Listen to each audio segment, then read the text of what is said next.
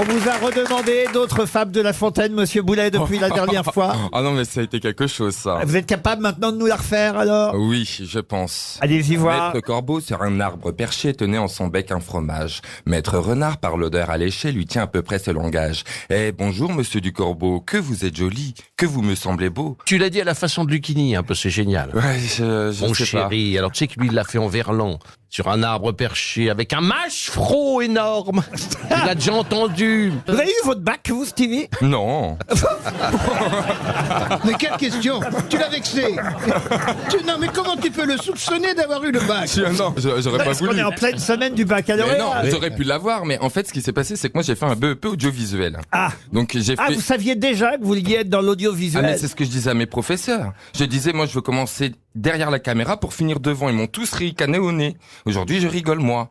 Mais Attends, excuse-moi, parce que ils m'ont même sorti les mots. Vous savez, on coupe la feuille en un quart au début de rentrée, nom, prénom, âge, profession du père, profession de la mère, et qu'est-ce que vous voulez faire plus tard? Et je répondais toujours cette phrase-là, et j'ai toujours été moqué toute ma vie. Et c'est pas fini.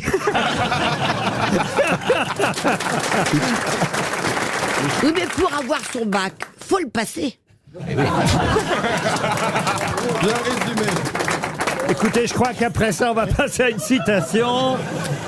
Bon, en attendant, donc le BEP, moi, ils ont Oh, il a j'ai pas pu faire le bac pro audiovisuel. Ils m'ont pris en génie électrotechnique. En génie. Non, mais moi, en génie électrotechnique, les en génie tout interrupteurs, court, déjà, c'est énorme. les prises, etc., j'y connaissais rien. Il fallait que je me retape 2 ans de BEP génie électrotechnique Oh là là là pour là. passer le bac, pour ensuite faire un BTS Trouvez audiovisuel. vite vos questions. Et donc, je me suis barré et je suis parti vivre à Londres. Il va Voilà. nous raconter sa vie. Ah, vous êtes parti à Londres comme De Gaulle. Comme De Gaulle. De Gaulle, Charles. Pas le porte-avions, Pour hein. être dans le Oui. génie, pour être dans le génie. Une première citation pour Christophe Imbert, qui habite Fay, en Moselle, qui a dit « Il y a des femmes dont l'infidélité est le seul lien qui les attache encore à leur mari. Sacha Guitry. » Sacha Guitry, il y avait longtemps qu'on n'avait pas fait une de Guitry. C'est moi qui l'ai dit en premier. Je voulais vous la donner. Attention, un nom qu'on cite beaucoup moins souvent aux grosses têtes pour Magali Guinchard, qui habite Arçon, c'est dans le Doubs, qui a dit « Lorsqu'on couche souvent avec une femme mariée, il y a toujours un moment où on est pour le mari. » Français mort. Jacques Lang. Alors là, Un Français mort. C'est un Français, un mort. Un écrivain français mort. C'était pas Jules Renard. Mort en 1945. Oh, Alfred Capu. Non. Robert Brasillac. Oh, mais on n'est pas loin. François Mauriac. Non. Lucien Rebassé. Céline. Non, mais on n'est pas loin. Rebatté. Non, mais on n'est pas loin. Brieux-la Rochelle. Voilà. Brieux-la C'est moi qui Rochelle. l'ai dit en premier. Tu arrêtes un peu, toi.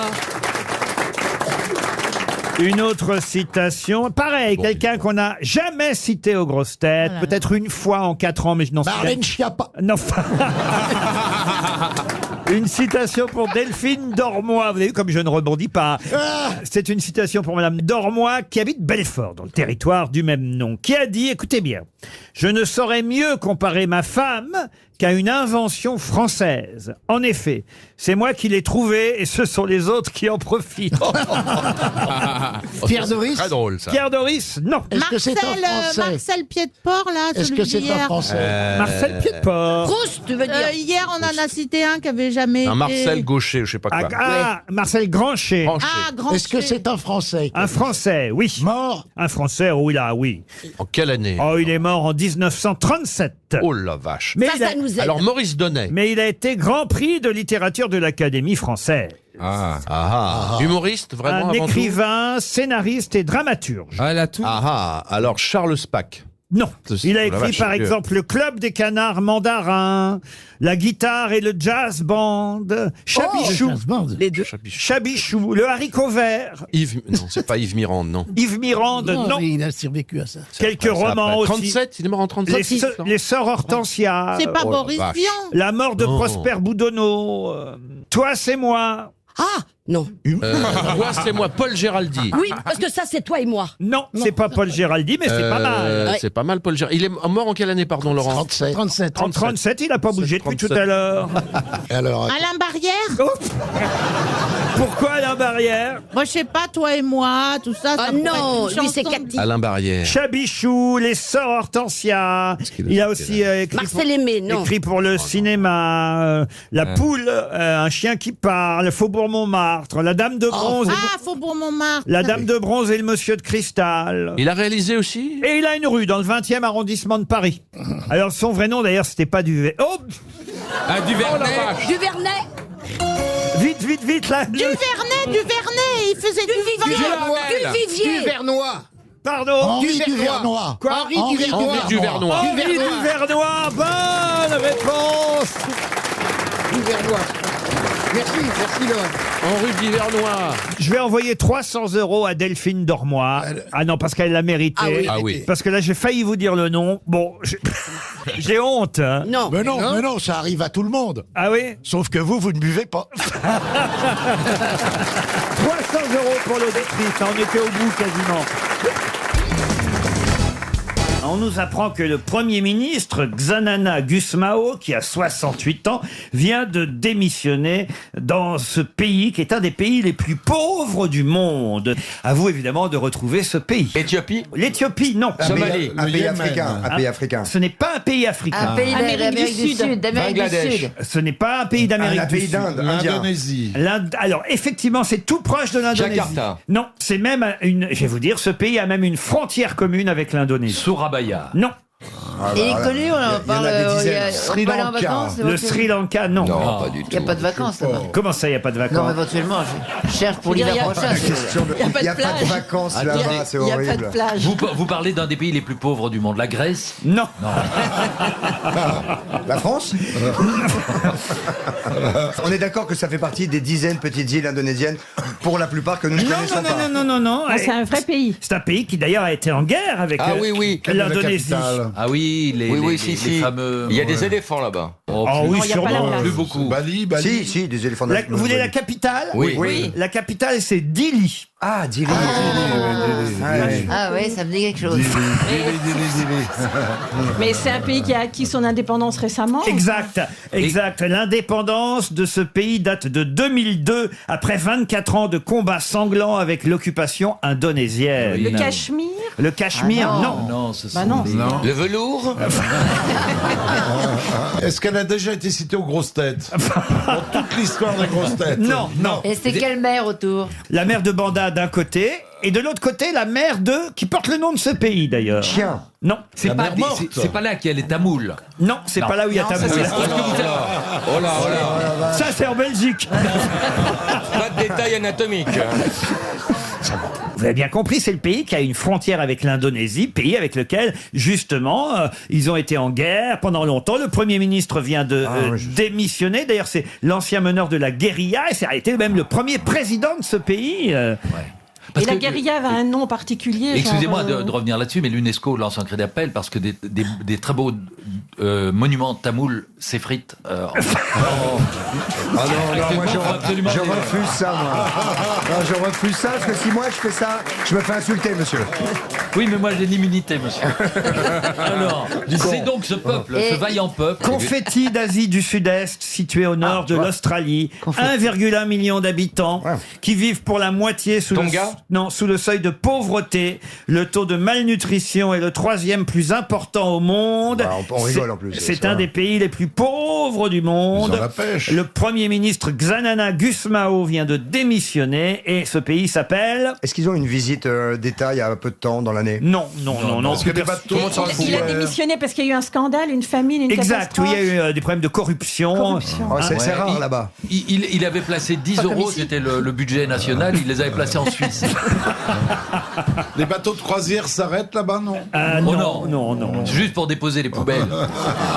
Mais non, mais Guéluc, qu'est-ce que c'est que cet esprit pourri Ah Moi, je crois que c'était un type avec une bonne âme et tout. Ah mais non, mais c'est la réalité. Bah, c'est Là, je réaliste. vous fais découvrir Ouais, c'est la ça, c'est le réalité vrai du monde. Gueluc. Ouais. Non, écoutez, il vous reste à trouver un pays frontalier avec l'Indonésie, un pays qui vient d'acquérir son indépendance il y a à peine 13 ans, vous voyez, en 2002. C'est quand même facile à se Dites-nous rappeler. la première lettre. Oh bah du non, pays. quoi encore Donnez-nous le prénom. Il y a 10 lits dedans. Ah, le prénom de quoi Le prénom du pays.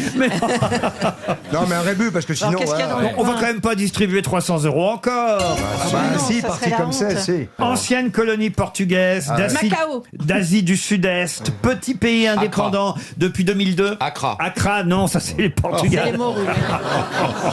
Cracra. Non, non, non, non, non, non. Arbrac. Non, non, non, non, non. Ça commence par quelle lettre? On va le faire. Un quart de la population a été décimée par plus de 2 décennies de conflits Ouais, c'est affreux. depuis l'invasion par C'est l'Indonésie en l'horreur. 1975 Non, quand mais- les Portugais sont partis dans les années 70 et après il y a eu la guerre avec l'Indonésie et ils ont acquis leur indépendance en Bah, 2002 comme quoi, ce sont de vrais guerriers s'ils ont lutté contre l'Indonésie, tout petits qu'ils étaient. et ce pays s'appelle S'appelle le. Est-ce que c'est le ou là? le. Je peux même vous donner le nom, le oriental. C'est Timor oriental. Timor oriental. Timor, c'est moi qui l'ai dit. Le Timor oriental. Bonne réponse de Philippe Gueluc et Isabelle Alonso. Dans le désordre. Jamais entendu parler. Ah bah si, si, si. si. Ah non. C'est à côté du Tissus. Ouais. Même il disait, tu vas faire la guerre, t'es mort. Non, monsieur Ah de non, Chavannes. Ah mais Vous vous rendez compte, je suis triste pour l'auditeur Bertrand. J'aurais pas dû vous dire oriental, ça vous Bah a oui. trop... Ne dites pas ça, Laurent. On va revoir pas mal de tabari ou tabaro au singulier. Tabari, évidemment, au pluriel. De quoi s'agit-il? Et où va-t-on en voir des tabaris? Un tabaro, c'est C'est vivant. un opéra de Puccini. C'est vrai, c'est El aussi Tabaro. El Tabaro, c'est aussi un opéra. Vous avez raison, chère Roselyne, bravo. Mais qu'est-ce que c'est d'autre? Un bureau de tabac? Un bureau de tabac, un tabaro? Non. C'est vivant, le tabari? Ah, c'est pas vivant du tout. Du tout. Un tabaro des tabaris? Un tabaro, des tabaris. tabari, comme El un scénario. Tabaro. Des scénarii. Qu'est-ce que ça veut dire, à votre avis, Roselyne El Tabaro? C'est mexicain? C'est latin, à mon avis. Non. Rien à voir avec quel chapeau. Et surtout, où est-ce qu'on va en voir un peu plus? En Italie. Alors, en Italie, oui. Parce que ça conduit un bateau, un tabaro. Ah, ça ne conduit pas un bateau, un Un tabaro. On va gondolier. aller voir à Venise. À Venise, oui, on va voir. À cause de l'aqua alta. Ah non, rien à voir avec Un la... rapport avec le du carnaval. carnaval. Le carnaval de Venise. Alors, c'est vrai qu'on est en plein carnaval de Venise à partir de demain. Voilà. Et ça Et les a tabaros, voir ce sont les masques. C'est les... Ce n'est pas un masque, le Non, tabaro. c'est Ce sont les tabaros, gens c'est qui les chapeaux, participent. Oh, arrête avec tes chapeaux. Mais elle est complètement travaillée du chapeau. C'est pas les chapeaux avec les Non, c'est pas les Ce chapeaux, sont non. les gens qui participent au C'est les carnaval. costumes. Les déguisés. Les capes. Les capes. Expliquez. Ce sont les capes noires avec un grand revers comme ça que l'on met pour se cacher pour entrer dans les balles. La grande cape noire vénitienne, voilà ce que c'est qu'un tabaro. Bonne réponse d'Éric Logérias. Oui, c'est bien. C'est joli comme nom. Ah non, moi j'adorerais le carnaval de Venise. On pourrait y aller tous ensemble. Ah On met- oui. Ah oui, une bonne idée. On ça. mettrait un masque et Ouais. Et on des dirait- tabaros, des tabaris. Ah, ça serait une bonne idée d'aller faire la fête à Venise pour le carnaval. En quoi on vous déguiserait, Bernard? En boule de billard. Et on a- En Bernardo. Ah là Mon là. sergent Très bien. Garcia. Je vous vois bien. Je vois bien Bernard arriver à une fête costumée. Il mettrait juste un loup pour pas qu'on le reconnaisse. Oh, On est lâchez-moi. invité à des fêtes. Lâchez-moi. Entièrement nu sous un tabaro. Non, mais vous êtes On déjà va allé pas te à... lâcher, Bernard. Vous êtes déjà allé à des bals costumés, Caroline? Non, des balles costumées, non. Il y en Mais a des un à soirées Versailles. déguisées? Des soirées déguisées, oui. Qui n'a pas Et fait de alors, soirée vous déguisez en quoi, alors? Ça dépend du thème, parce que souvent, il y a des thèmes dans La les soirées dernière déguisées. fois, alors que je sache. La dernière fois, je ne me souviens plus, mais la prochaine soirée à laquelle je suis invité, il faut choisir un costume qui commence par D, par la lettre D. Ah bon? C'est des thèmes Donc, comme ça? voilà, c'est Ah bah la alors, lettre- attendez, réfléchissons Ah bah, tous. on va réfléchir Alors, pour on est soi. invité à votre soirée. C'est où votre soirée, Ah d'abord? bah alors ça vous regarde pas d'abord. Voilà. Alors, ça mais en peut tout être un cas, costume de on Donald. peut mettre ce que l'on veut comme costume. C'est à marrant partir comme du idée, moment- ça. Oui, c'est très Donald, sympathique. ça pourrait être déguisé en dinde. Non, mais c'est bien. Vous voyez, Rollin, il a choisi en Donald. Oui. Très bien. Donc, vous arrivez en Donald. Moi, je dirais en duègne. En quoi? En duègne. C'est quoi une duel? Alice Comme- Sapritch Comme dans- Alice Sapritch dans La Folie des grandeurs. Ah, on ne vous reconnaîtrait pas. Non, tu pourrais te déguiser en domino. Oui, par avec exemple. des chiffres devant, des chiffres Bien. derrière. Et puis c'est bien pour draguer à une soirée, je pense. Moi, je viendrais en Dubarry avec la tête sous le bras. Moi, je viendrai en dingo, comme ça, j'arriverai en même temps que Donald. Et vous, alors, Je Caroline? n'ai pas encore réfléchi. Ah, bah alors, c'est vous qui êtes invité, vous avez Bah pas oui, trouvé. bah, laissez-moi, On j'ai t'a le temps. donné des idées. Et alors, par Vas-y, en exemple, Daffy. excuse-moi, si dans ce genre de soirée, on arrive en dame. Eh ben, c'est tout à fait C'est bon. possible. Mais donc, on n'a même cela pas besoin de se À costumer. la fin, il y aura un défilé, il y a quelque chose à gagner. En Dracula, vous pouvez venir en Dracula. Dracula. En drag queen. En quoi? En drag queen. En drag queen. Chacun ses goûts, Logéria. Oh, bah vous, ça vous irait très Oui, bien. bien. Voilà, t'as Ah, tu trouvé. vois pas vrai, ça. Voilà. C'est pas vrai. C'est pas vrai, ça. Bah, juste une robe, Bernard. C'est le carnaval de Denise.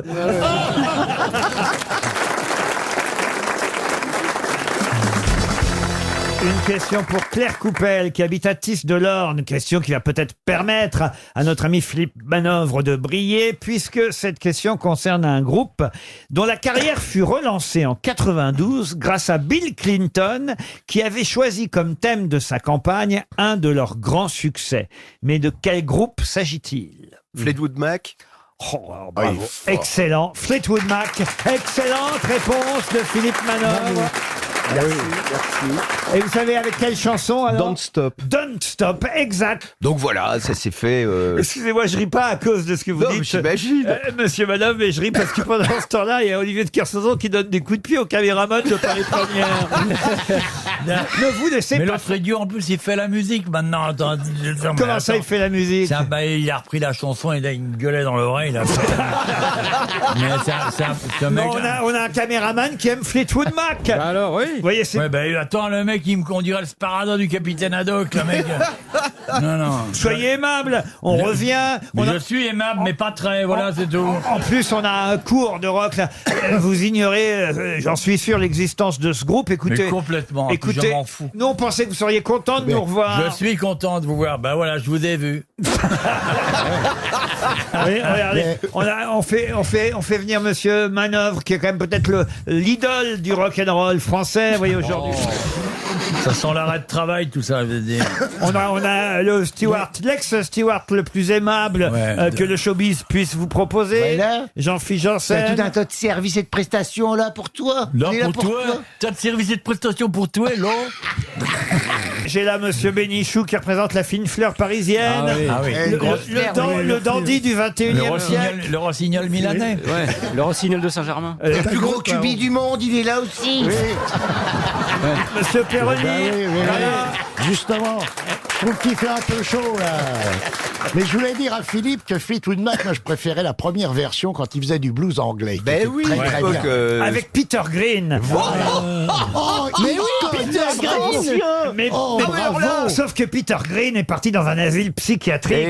Et que Manœuvre est resté, ce qui est anormal aussi.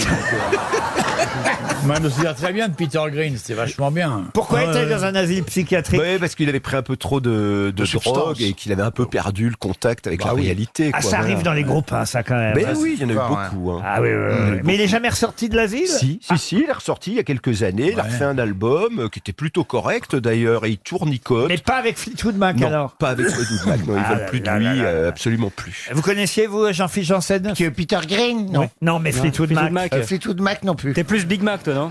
Non, je connais que le Big Mac, c'est vrai. Mais après, oui, la chanson. Non, je connais souvent les airs, là. Don't Stop, ça me parlait, oui. Mais je peux pas faire. C'est complètement pop, c'est totalement pop. Et c'est impossible de passer à côté de ça, c'est ça qui a lancé le mouvement. C'est pas mal pour un ch'ti. C'est pas mal, ça démarre fort, mais pas mal. C'est pas. Question à propos d'un livre qui vient de sortir, c'est aux éditions Vuibert, 288 pages consacrées à l'histoire des... Alors la question va vous paraître toute bête parce que l'histoire des quoi? C'est tout un historique, tout un dossier, tout un livre qui concerne un phénomène qu'on a connu au 19e siècle. Mais quel est ce phénomène, cette histoire traitée par Antoine de Bec, publiée chez Vuibert? Les chaussettes. Les chaussettes, non. C'est un phénomène sociologique. Un phénomène sociologique. Alors, quand je dis l'histoire des, derrière des, il s'agit de personnes. Ah, c'est une Des famille. domestiques. C'est une famille. Non.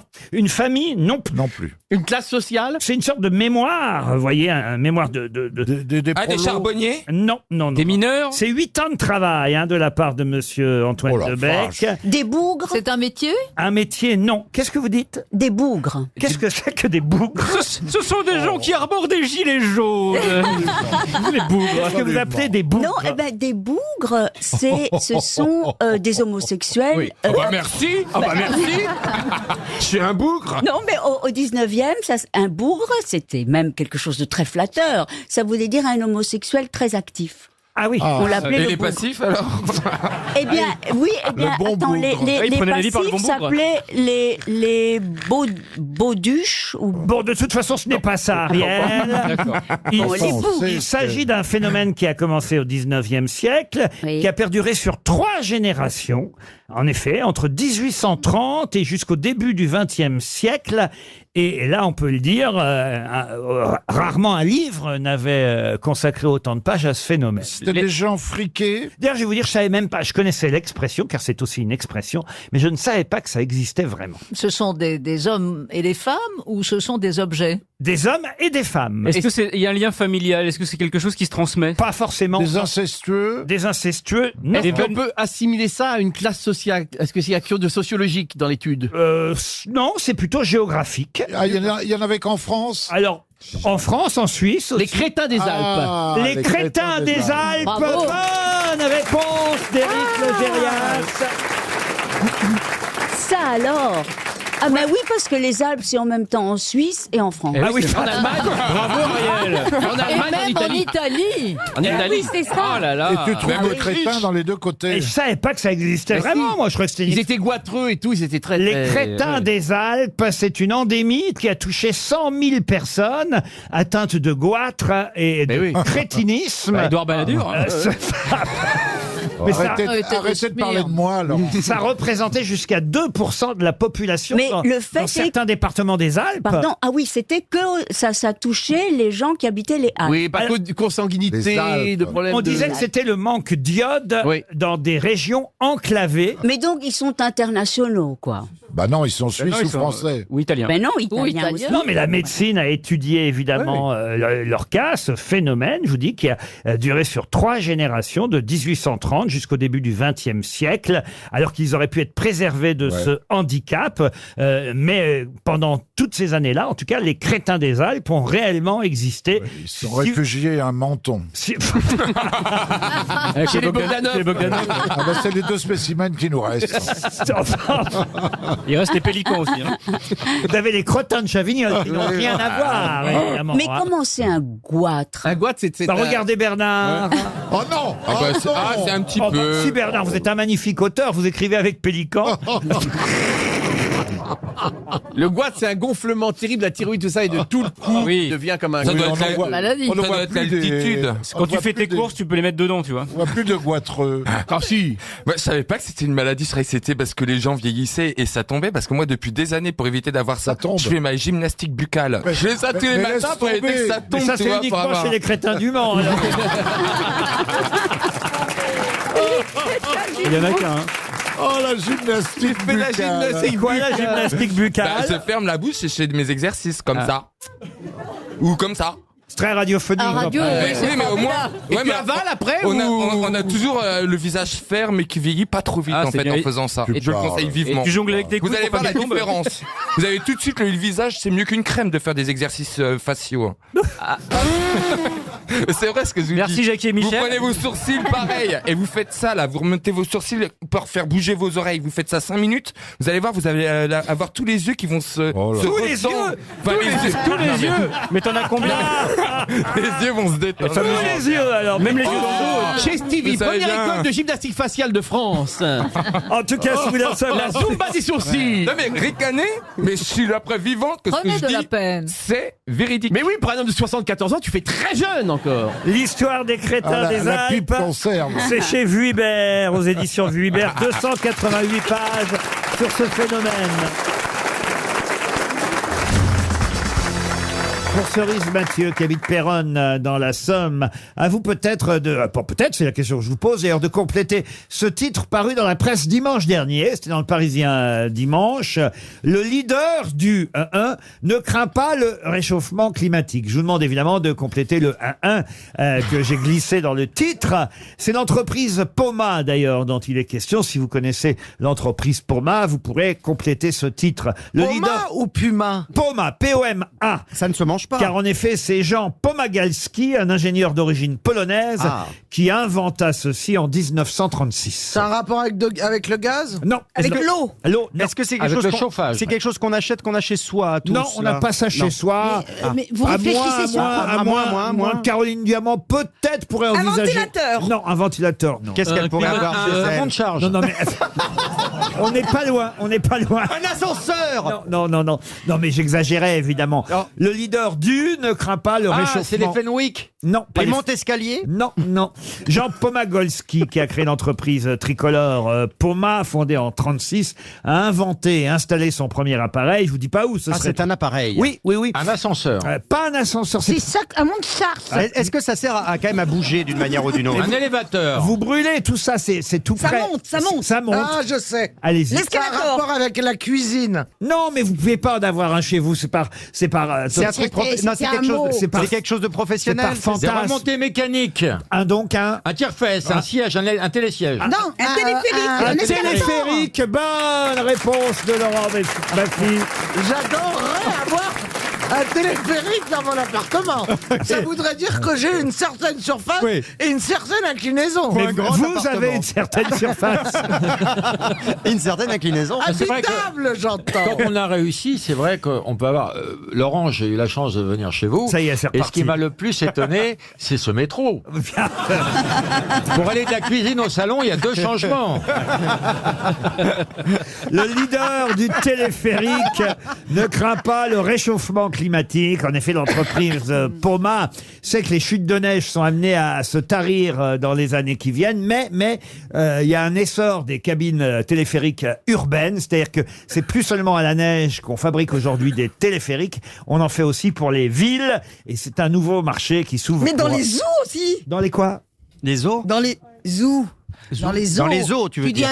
Tu dis un igloo, tu dis pas un igloo. Oui. Bon, bref. Dites dans- oui, oui, Il y a un oui, oui. gigoulou. Il est un peu idiot. Dans les zoos, Non, mais il y en a un les paquet zoos, pour le il y a pour le des sacré. téléphériques aux eaux de Beauval. Oui. Ils ont mis des œufs au-dessus des lions. Ça va bien se passer, madame. Faites comme si elle n'avait rien. Laurent, quand elle parle, je meurs d'envie de dire des gros mots. Le leader du téléphérique, en tout cas, ne craint pas le réchauffement climatique. On peut être fier que l'entreprise Poma, créée par monsieur Pomagalski, soit un leader mondial. Il était d'origine polonaise, mais l'entreprise est tricolore et c'est en est fiers. 1936 qu'on a installé le premier téléski à l'Alpe d'Huez. C'est téléski ou téléphérique? Parce que dans un cas, on a les pieds qui touchent et dans l'autre, on a les pieds qui touchent pas. Toi, Non, tes elle pieds, a raison, non. tes pieds Non, touchent jamais. là, Elle a les là, seuls- elle a les absolument raison. Non, J'ai l'impression elle a- de voir la mère d'Ariel Dombal quand elle parle.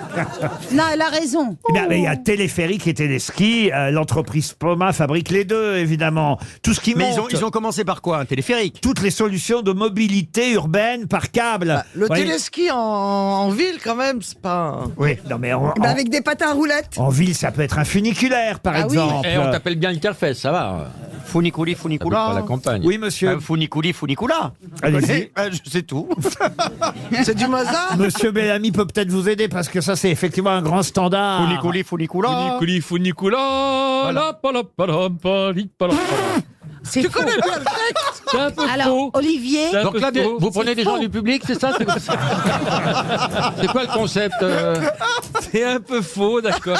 J'adore cette chanson, on va la retrouver, Funiculi Funicula. Volontiers. Mais c'est curieux que vous connaissiez ça, monsieur Beaugrand. C'est une chanson d'ado. J'en connais des daubes, vous savez. Ah, ça c'est bien, Isabelle. Ah bah ça c'est bien. Vous avez une jolie voix en plus. Ah oui, Isabelle, oui, c'est vrai. Qui fait dans le téléphérique. Probablement. Et ça veut dire quoi, funiculi, funicula? Oh, bah ça veut dire c'est amusant de passer par là. Il faut être bilingue. Hein. Bon, en tout cas, vous avez remarqué, j'ai pas chanté de peur qu'on me prenne pour sa jumelle. Pourquoi on vous confond souvent avec Pavarotti? Ah bah quand elle a une barbe, oui.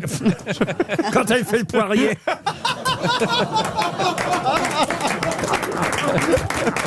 Alors, sachez, monsieur Ruquier, que je ne fais jamais le poirier sans culotte. Eh ben, vous dites, vous faites bien.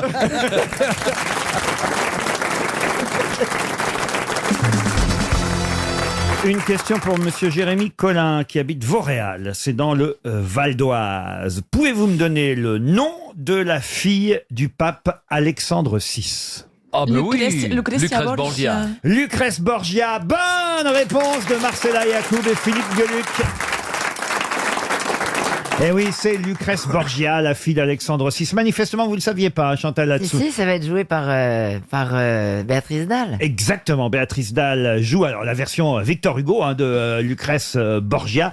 Mais c'est vrai que Lucrèce Borgia était la fille du pape Alexandre VI, qui avait l'air d'être un sacré pape, parce qu'il a vraiment existé. Hein. C'est pas. C'est Alexandre Borgia, bien sûr. C'est pas seulement l'imagination de Victor Hugo, évidemment. Hein. Il a été père de 6 enfants reconnus. Il en aurait eu 7 ou 8 de 3 ou 4 maîtresses différentes. Le pape Alexandre VI.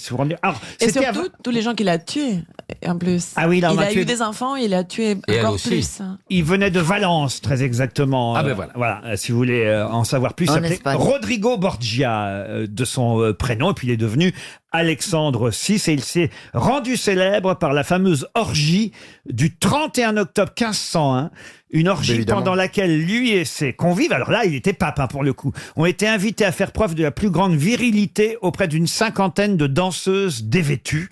La compétition était arbitrée par les propres enfants d'Alexandre VI, c'est quand même génial. Ah les papas, allez. C'est quand même, vous vous rendez compte? C'est formidable, on n'imagine pas ça avec Benoît XVI ou François.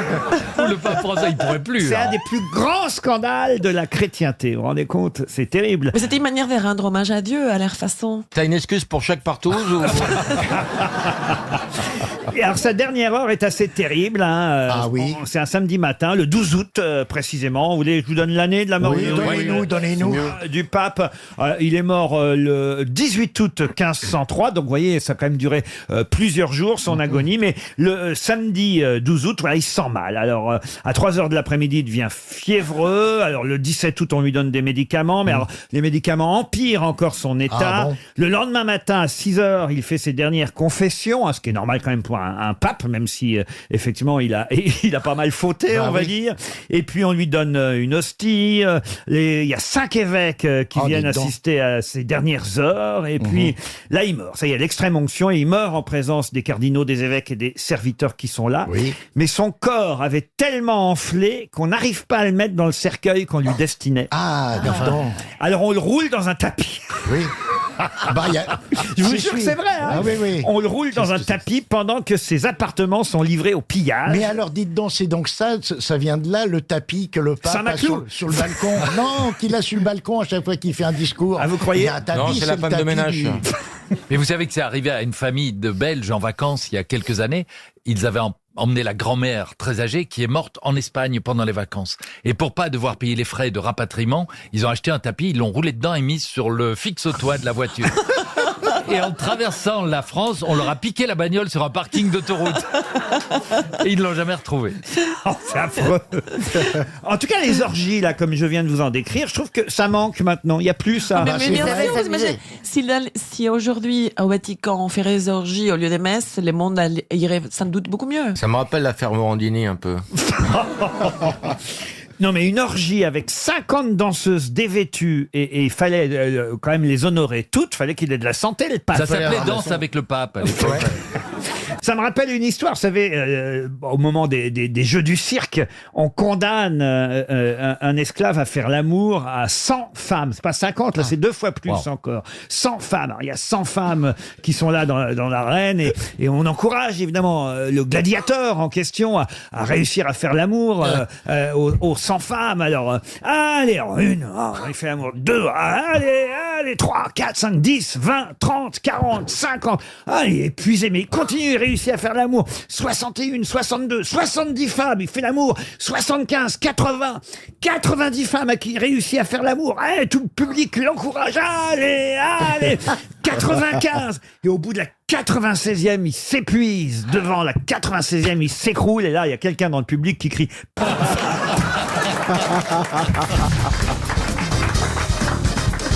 Une citation pour Fabienne Mollard, qui a dit « Un homme qui a réussi, c'est un homme qui gagne plus d'argent que sa femme ne peut en dépenser. Une femme qui a réussi, c'est une femme qui met la main sur ce genre de mec. » Frédéric Dard? Non. Mais c'est quelqu'un comme ça, non? Ah, c'est quelqu'un qu'on aime bien, qui était grosse tête, évidemment. Jean-Yann? C'est Jean-Yann. Bonne réponse de Bernard Mabille. Une citation pour Philippe Ambert, qui habite Armentières, dans le Nord, qui a dit « Je me trouve moche et heureusement, personne ne semble s'en apercevoir. » C'est français. C'est français. Ça peut être beaucoup de monde. Ah oui. C'est quelqu'un qui n'est plus là depuis 2015. Un comédien? Depuis janvier 2015. Ah oui, Pourquoi janvier? C'est Wolinski. Georges Wolinski. Bonne réponse. Encore de Bernard Mabille. Une citation pour Charles Viau, qui habite Le Fenouillet en Vendée, qui avait répondu, alors qu'on lui posait la fameuse question « Si votre maison brûle, qu'emporterez-vous » Qui avait répondu « Le feu ». Ah, pas mal. Karl Marx. Jean Cocteau. Bonne réponse de Thierry Ardisson. À qui doit-on cette célèbre phrase? Ce sera pour Leslie Jandera, qui habite Seille, en Belgique. Alain Juppé a une tête à se faire gifler par Gabin dans un film en noir et blanc. Ah, c'est bien. Génial, ça. C'est un politique qui a dit ça? Ce n'est pas un politique. Ah bah non. Un chansonnier. Chansonnier, non, il n'était pas chansonnier. Humoriste? Mais il commentait l'actualité, humoriste. Guy Bedos? Guy Bedos, bonne réponse de Valérie Mérès. Une citation pour Ghislain Sabot, qui habite Saint-Didier en Velest, en Haute-Loire, qui a dit « Das für uns, das wäre halten müssen ». Nietzsche. Schnitzler. Nietzsche. Ce sont les derniers mots de Schumacher. Hitler?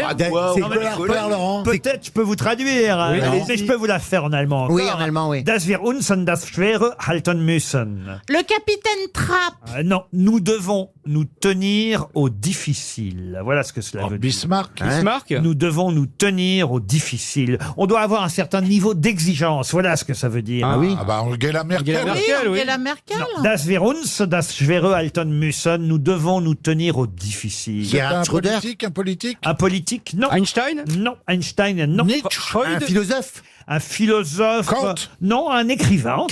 Kafka. Non. Un écrivain allemand, effectivement. Enfin, allemand, non. Pardon, pas tout à fait allemand.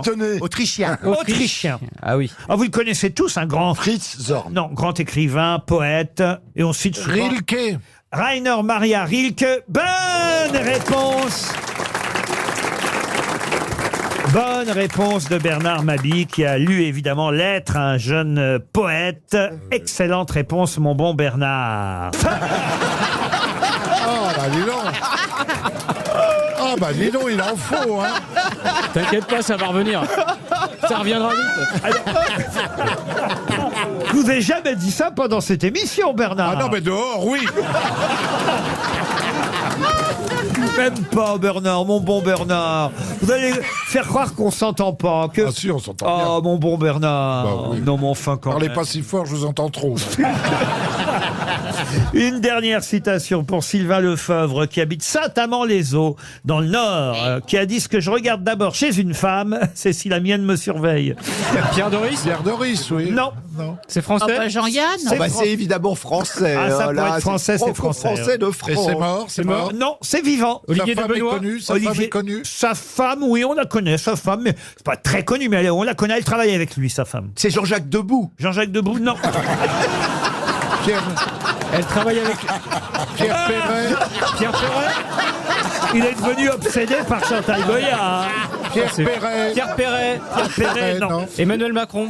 C'est pas Michel Leb qui a dit ça. Michel Leb, non. Ah, travaille avec lui. Ça. Patrick Sébastien. Patrick Sébastien, bonne réponse de Valérie Mérès. Vous qui vivez à New York, Liliane Montevecchi, vous devez connaître la famille Kardashian, j'imagine, alors. Je connais surtout ses seins. Ah oui? Parce qu'elle a d'énormes seins. Elle a été livrée largement. Ouais. Elle a été livrée largement, oui. Elle n'est pas comme moi qui ai deux œufs sur le plat. Les danseuses, elles ne sont pas livrées jamais. Hein. Où vous étiez? Non, mais je la connais pas, je la connais pas. Peut-être vous nous racontez du pipeau, vous ne viviez pas à New York alors, parce qu'on ne peut pas échapper à la famille Kardashian. Moi, j'échappe à ça. Ah, mais qu'est-ce que vous regardez comme chaîne de télévision là-bas? Je ne regarde pas. Ah bon? Regarde Arte là-bas. La 7. Ah, exactement. C'est bien. Je regarde Arte. Mais bien voilà. sûr, ouais. Merci de m'aider. Ne me touchez pas. Mais pourquoi vous voulez pas qu'il vous touche? Faut bien commencer quand même. Ah oui, mais c'est ça que j'ai peur. Il adore les œufs au plat. Vous n'avez jamais pensé à vous faire refaire une belle poitrine? Oh non. Une fois votre carrière mais de danseuse. J'ai trop de talent, moi, pour ça. J'ai beaucoup de talent. Alors, j'ai pas besoin de doudoune pour avoir des machins, non. Et puis ça déséquilibre quand on danse. Exactement. Ah bah Merci ouais. beaucoup. C'est trop lourd. Tu tombes en avant. Ou en arrière. Tu fais le lac des Cygnes, par exemple. T'es là, tu crois que ça fait plaisir au chorégraphe? Et tu fais comme ça, t'arrives, tu fais tes entrechats, tu fais l'autre tout d'un coup. Tu vas sur l'eau, tu vois, les cygnes. Oui, mais alors là, c'est la mort du cygne. Non, la mort du cygne, c'est comme ça. Mais non, mais si on a trop de doudounes, on tombe et c'est la mort du cygne, quoi. Ah oui, oui, Ça flotte du coup. Hein. Mais c'est pour ça. Et ça devient vite casse-noisette. Bah c'est joli, tiens. Mais c'est pour ça que Kim Kardashian s'en fait greffer à l'avant et à l'arrière pour rester debout. Évidemment. Mais je crois d'ailleurs qu'elle a les fausses fesses aussi. Non, je sais pas si elle a des fausses fesses, mais elle a des belles fesses. Oh, écoutez, dans le métier, ce ne seraient pas les premiers faux qu'on croise. Hein. C'est vrai. Tout le monde a des fausses fesses maintenant. Non. C'est l'opération numéro 1 au Brésil. Pas Pierre. possible, mais moi j'avais jamais pensé. Mais non, mais c'est un endroit au Brésil. C'est vrai que vous avez le plat, Pierre. Oui, tu trouves? C'est pas ce que tu disais samedi. C'est partout sauf au Brésil, puisqu'au Brésil, elles sont. Et à Cuba, les femmes. non, pas à Cuba. À Cuba, elles ont des petites jambes. Non, mais elles sont calipiges. Elles sont calipiges. Ça veut dire calipige? Bien sûr. Ouais. Allez, on y va, on avance. On a le derrière qui rase les pâquerettes, on dit, non? Ah oui, on dit aussi Cuba. quand elle pète, ça fait des ronds dans le sable.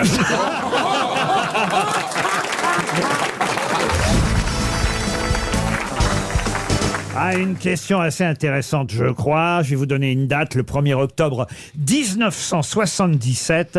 Et ce jour-là, Robert Redford, Barbra Streisand, Mick Jagger et Mohamed Ali étaient réunis. Mais pour quelle raison? C'était pour la mort d'Elvis. Pas du tout. C'est pour un événement caritatif? Un événement caritatif, non. Est-ce que c'était à Paris? Non, c'était aux États-Unis. C'était pas un match de boxe? Non plus. Une campagne politique, un meeting? 1er octobre 1977, Robert Redford, Mick Jagger, Barbra Streisand, Mohamed Ali sont réunis pour quoi? Pour la première d'un film. La première d'un film, non. C'est pour Une pièce de théâtre. Une pièce de théâtre, C'est D'un musical. ce n'est pas une première. C'est par rapport à des élections politiques? Non. Ah, c'était Ouais. une C'est deuxième. une dernière. Une dernière. La dernière c'est Broadway, c'est à Broadway. C'est pas à Broadway. C'est la dernière d'une comédie musicale. Dernière d'une comédie musicale, non. D'un chanteur, pièce dernier concert? Dernier Ah, concert. les adieux de Frank Sinatra. Les adieux de Sinatra, non. Les adieux d'un chanteur. Les adieux, oui. D'un chanteur, non. D'une Ah, chanteuse? d'un acteur. D'une chanteuse, d'un acteur, non plus. Non plus. D'un D'un homme musicien. politique. D'un homme politique. Un homme politique, non. Il s'est jamais trop mêlé de politique, Ah je dois bon, dire. pourquoi? Et il est toujours vivant, d'ailleurs. Ah bon, d'accord. Ah bon? Un animateur télé? Un animateur télé, non. Est-ce qu'il est vieux? Ah, il fête son 80e anniversaire. Oh, dis donc, bah, c'est- Est-ce que ces gens seraient toujours là aujourd'hui Un sportif. pour son anniversaire? Un sportif, oui. Ah, c'était le dernier match 2. Alors de Un match quelqu'un? de boxe. Dernier match, oui. De boxe, non. Mohamed. de baseball. De baseball, non. De football. On a dit tous les C'est du sports. football. Ah, c'est Pelé. Le dernier match du roi Pelé. Bonne réponse de Florian Gazan. Il jouait là-bas. Il jouait effectivement à New Cosmos. York. Mais d'ailleurs, il y a une particularité pendant ce match, et ce sera une question subsidiaire qui permettra peut-être à Lise Rudy de Vatigny dans l'Aisne de toucher 300 €. C'est un match particulier pour Pelé. Pour quelle raison? Est-ce qu'il a changé d'équipe à la mi-temps? C'est-à-dire? Genre, il a dû commencer avec le Cosmos de New York, qui était son équipe où il jouait, et peut-être qu'en face, il jouait contre le Brésil, il a joué avec l'autre équipe à la deuxième mi-temps. Excellente réponse de Florian Gazan. J'ai rien compris. Expliquez-lui, Il a changé Ariel. d'équipe. Mais en fait, quand tu joues dans un match de foot, tu joues demi-temps. Tu joues 2 fois 45 minutes dans la même équipe. Et mais là, Souvent. comme c'était un Bah, match... ça dépend, des fois, il y a des mecs qui tirent contre leur but. Oui, bah, c'est autre chose. Mais là, du coup, comme c'était son dernier match, une sorte de jubilé, il y avait deux Et surtout, mais je vais vous dire pourquoi, c'est parce qu'il n'a fait que 2 clubs dans sa vie, Pelé. Ah, et ces deux-là. Il n'a joué que dans 2 clubs. Et donc, ce match final, c'était un match évidemment organisé pour ses adieux. Et c'était les 2 clubs uniques dans lesquels il a joué, c'est-à-dire Santos, Cosmos New York d'un côté génial. et Santos de l'autre. Au Brésil. Voilà pourquoi il a joué dans un club à la mi-temps et dans l'autre pour la seconde mi-temps. Qui est-ce qui a gagné? Alors ça, j'ignore. Tiens, voilà une bonne question, monsieur. Mais Gazan devrait savoir, c'est lui le commentateur. Et puis, est-ce qu'il a mis des goals? Moi, c'est ça. Des que je buts, voulais on dit savoir. des buts. Ah bon? Oui. On ne dit pas des goals. Non, et on dit avoir la goal, pas avoir la but. Moi, j'ai mis un goal, mais je vous dirai pas son nom. Non, mais est-ce qu'on crie toujours goal quand la truc En entre dans le Amérique, match? en ballon. c'est En un Amérique ballon. latine, il crie goal et ça dure 10 minutes. Goal! Oui, c'est ça. Ouais, ça va. Goal d'Argentine, bravo! Alors moi j'aimerais poser une question. Je ne connais pas bien Pelé, mais s'il est un super champion mondial, c'est qu'il y a eu un record de goals ou de buts. Est-ce Non, que c'est c'est que lui? simplement c'était le meilleur joueur de son époque. D'ailleurs, lui-même s'en rendait pas si bien compte. Il explique d'ailleurs dans l'interview qu'il a accordée aujourd'hui qu'il a fallu attendre qu'il y ait la vidéo pour qu'il se rende compte à quel point ce qu'il faisait était incroyable. Parce que c'est pas facile de se rendre compte. C'est mignon. Ah ben oui, Non. oui. Mais donc Pelé, Oui. c'était quoi qu'il avait un joli petit jeu de jambes? Si tu veux, oui. Ouais. Il avait les jambes C'est d'arrière. quoi, l'arrivée On le surnommait Mistinguette. Il jouait avec un costume de Spider-Man. Il a des belles gambettes. Non, mais c'était un dribbleur hors pair. Il a marqué plus de 1000 buts. Il a fait 4 Coupes du Monde. Voilà, c'est une légende du foot. Et ce qui fait partie de sa légende aussi, c'est effectivement, on l'a très peu vu jouer, puisqu'il n'y avait pas la télé à l'époque. Donc en fait, il fait partie un peu de l'imaginaire collectif. C'est ça, c'est-à-dire qu'en fait, les gens savent que c'est le roi du football sans avoir vu beaucoup de buts. Au fond, peut-être même qu'il en a jamais marqué. Ça se trouve, c'est un gros mytho, le Peut-être mec. qu'il a jamais existé, Pelé. Hein. Vous l'avez rencontré, vous, Pelé, monsieur Junio? Pourquoi je l'ai rencontré? Bon, on dit souvent un Pelé, 3 tondus.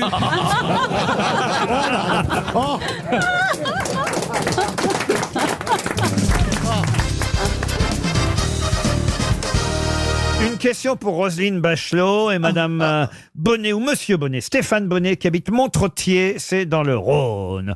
Là, j'imagine que Madame Bachelot va savoir répondre. Si on vous propose un synapisme, de quoi s'agit-il? Un cataplasme à la moutarde. Bonne réponse de Madame Bachelot. Les plus... Excusez-moi, que je comprenne bien le principe de cette émission. Pour moi, les grosses têtes, c'était on pose des questions et les sociétaires essayent de répondre. Oui. Non, Et maintenant, c'était c'est- pas genre maintenant c'est une question pour Madame Bachelot. Vous les écrivez ensemble avant l'émission, quoi. Bah non, mais écoutez, un synapisme, est-ce que Roselyne. vous saviez Parce ce que que la c'est? Bien sûr, moutarde c'est un en latin, cataplasme à c'est la moutarde. synapis nigra. Les vrais Donc, synapismes, c'était la marque Rigolo. Hein? Il y avait, et Ben, vous d'ailleurs, devriez en reprendre. quand un client me demandait est-ce que vous avez des rigolos, je répondais non, ils sont tous au gouvernement. Et pas de bol, j'ai été ministre après.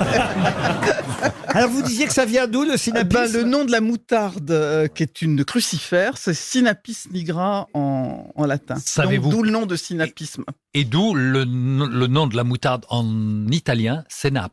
Oui, c'est la même Et ça se met où un cataplasme à la moutarde? Sur la poitrine. Fais gaffe parce que ça pique. Hein. Ça fait une vasodilatation périphérique, donc le liquide qu'il y a dans les poumons Arrête, et qui j'abande. encombre au moment d'une pneumonie s'en va dans le sang et désencombre les poumons. C'est le principe des ventouses. Voilà, hein. exactement. Est-ce qu'on peut réutiliser la moutarde ensuite pour une mayonnaise, par exemple? Sur un lapin bénévole. Et comment a-t-on inventé le hot dog alors? Alors, je monte encore le niveau culturel des questions avec la Je peux suivante. partir en week-end alors. Pour Nelly Capel, qui habite Mallelois, en Meurthe-et-Moselle encore. Népomucène Le Mercier était un poète dramatique, dont l'œuvre, je dois dire, est assez faible. Mais cependant, Victor Hugo nous en a dit le plus grand bien. Pour quelle raison? Parce que c'était bien. Non. C'est un rapport aux misérables? Du tout. C'est le rapport. Est-ce qu'il a avec utilisé... une œuvre est-ce qu'il en a parlé dans une de ses œuvres, Victor Hugo? C'était un de ses gendres. Un de ses gendres, non. Ou un parent? C'est un poète, un dramaturge français, Népomucène Lemercier. Il est mort en 1840. Ah oui, pas brillant, hein, autant vous dire, mais quand même, il a été à ses débuts un petit protégé de Marie-Antoinette. Il avait 17 ans quand il a commencé à écrire, vous voyez. Il était gigue. Et puis, il est mort à 69 ans. Après, évidemment, il a fait les salons du Directoire. Il s'est coquiné avec l'empereur, avec Bonaparte. Bon, voilà, il a fait son bonhomme de chemin, Népomucène Lemercier. C'est un héros d'un des romans de Victor Hugo? Du tout. Mais bien qu'il fût un piètre écrivain, piètre dramaturge, Victor Hugo en a dit le plus grand bien. Car il a une attitude remarquable lors d'une bataille napoléonienne. Du tout. Est-ce que c'était ironique? Non plus. C'est un rapport avec Valérie Lemercier. Non, il y avait peut-être un deuxième degré, mais ça je l'ignore. Mais j'imagine qu'il y avait un deuxième degré. Il faisait des jeux de mots à tout bout de champ. Non plus. C'est un rapport avec Océanonox. Pardon. Vous avez votre ordonnance? Rosine va me la donner. C'est un rapport avec Océanonox? Non. C'est lui qui a écrit l'épitaphe de Népomucène Lemercier? Non, mais on se rapproche. Ah, l'Académie française. Il a lui a succédé à l'Académie française. Il lui a succédé à l'Académie française et donc Bernard. Donc il a fait le discours. Donc il a fait Eh oui, l'éloge, c'est la tradition. On doit faire l'éloge de celui à qui on succède au fauteuil de l'Académie française. Et Victor Hugo a succédé au fauteuil de Népomucène Lemercier. Voilà pourquoi il a été obligé d'en dire le plus grand bien. Bonne réponse de Bernard Mabille. C'était le fauteuil numéro combien? Le fauteuil numéro 14. Mais alors comment se fait-il que ce Népomucène Lemercier eût été à l'Académie française s'il était Il y a plein de mauvais auteurs à l'Académie. Regarde Giscard. Il n'y a que ça, même, à l'Académie française. Quand même. Excusez-moi. Et il n'y en a encore aucun qui a eu l'idée de dire du mal de son prédécesseur. Non, mais parfois ils utilisent le deuxième degré. Il n'est pas impossible que Victor Hugo, dans son éloge de Népomucène Lemercier, ait utilisé le deuxième degré pour faire son éloge. D'autant plus que Népomucène Lemercier était opposant à l'élection de Victor Hugo à l'Académie française. Ah, bah oui, alors. Et ironie du sort, c'est Victor Hugo qui lui a succédé dans son fauteuil. Donc j'imagine que tonton Hugo, il a dû un peu se venger quand même dans son éloge de Népomucène Lemercier, dont nous retiendrons désormais le nom grâce à Bernard Mabille, qu'on peut applaudir. Bravo Bernard. Bravo. C'est autre chose que les cataplasmes.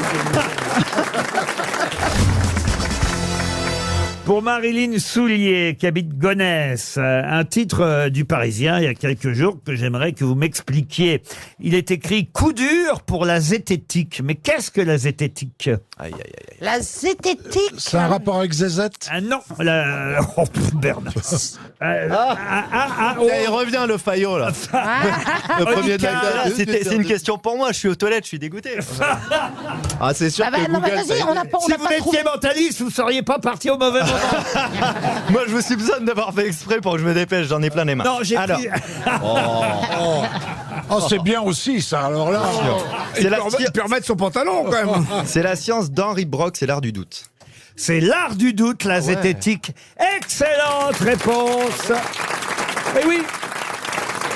Je peux remettre ma ceinture. Moi, je connais depuis longtemps ce terme parce qu'un de vos prédécesseurs, qui est un de nos plus anciens et illustres magiciens, Gérard Majax, était un adepte de la zététique. C'est lui qui, souvenez-vous, par exemple, chez Philippe Bouvard, parce que je sais que Philippe Bouvard avait organisé une rencontre entre les deux, avait mis face à face Gérard Majax, et vous savez ce garçon qui s'appelait Uri Geller, qui prétendait tordre les cuillères à distance. Et Majax, il était furieux de ça. Et Gérard Majax, lui, avait prouvé devant les caméras que ça n'était pas possible de façon mentale, mais que c'était simplement truqué. Et ça s'appelle la zététique. C'est le pire que vous puissiez trouver face à vous, j'imagine, monsieur Olicard, un adepte de la zététique. Ah non, au contraire. Moi, je suis pas zététicien, je me revendique de ça. C'est-à-dire que Uri Geller, en l'occurrence, c'était un magicien et on peut pas faire passer des vessies pour des lanternes. Quand je dis, moi, je suis un escroc honnête, c'est ça. Je peux simuler trouver ce qu'il y a dans la tête de quelqu'un, mais après, je dois affirmer publiquement que j'ai pas de don, j'ai pas de pouvoir, ce genre de choses. Donc, je suis plutôt d'accord avec la zététique, moi. Alors, pourquoi coup dur pour la zététique? C'est parce qu'il y avait un laboratoire de cette discipline à l'université de Nice et que on vient d'annoncer... Nice, ils annulent les cours de zététique. Et on vient d'annoncer que le laboratoire allait fermer. Et évidemment, monsieur Brock, ou Broch, comment on doit prononcer son nom? Henri Brock, Henri Brock, 72 ans, trouve que c'est très triste, surtout à une époque où justement, dit-il, sur les réseaux sociaux et ailleurs, il y a beaucoup de fake news, de fausses informations, des délires dont il faut absolument prouver la fausseté, l'irréel, et l'art du doute et l'esprit critique devraient continuer à être enseignés. Oui, mais surtout qu'il y a des gens qui le défendent très bien, comme Thomas Durand, qui est le fondateur de la STEC, donc une association de zététique, où ils veulent pas forcément toujours débunker, mais au moins apprendre à analyser par soi-même. C'est un peu le but des zététiciens, tu vois, de dire est-ce que vraiment je dois croire ça, mais dans tous les domaines. Qui a ronflé Qui a ronflé des deux? Non, je vous jure, sur ma vie, c'est pas moi. Ah oui, mais sur votre vie, je crois pas, sur la vie d'un autre. De Gérard Jugnot, sans problème. Il n'y a pas trop de risque. C'est moi. Ou de Bernard Mabille. C'est moi. C'est vous qui avez Je l'ai accusé.